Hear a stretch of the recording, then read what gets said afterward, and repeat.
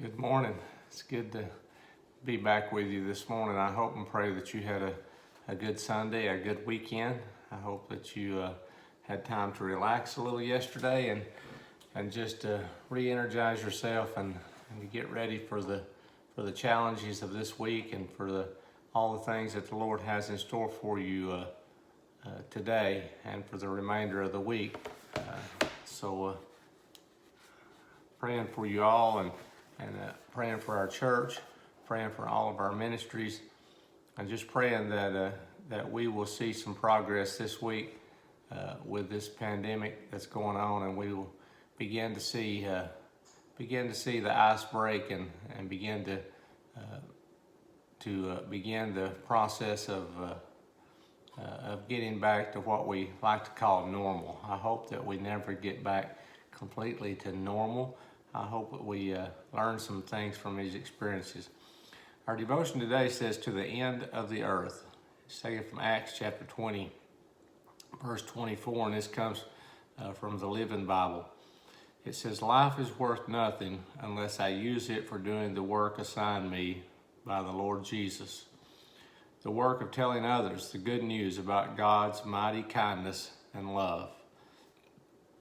Today there are still parts of the world that have no Bibles, no believers, and no churches. These parts represent the final frontier for the church. The Bible tells us that one day people from every tribe and nation will worship Jesus. Will we be the generation that finishes the task of taking the gospel to the ends of the earth? And will we punt it to the next generation? How can you be a part of reaching the final frontier? Start with consistent prayer. Ask God to send people into the mission field and for God to bless their ministries.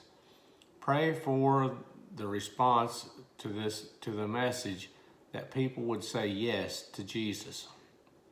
Everyone in the world needs to hear the gospel. If God moves you to pray for a specific country or region, learn more about what is happening there so you can pray specifically. Consider offering financial support as this enables others to share the gospel. When you give your money, you are participating in the work to take the good news to all nations. Like Paul, God may be calling you to step out in faith and go yourself. For some people, this is a scary idea. If God is telling you to go, do you want to ignore him? God won't force you. The choice is yours. Remember that God knows what you need, and maybe the next step spiritually is to serve in another country.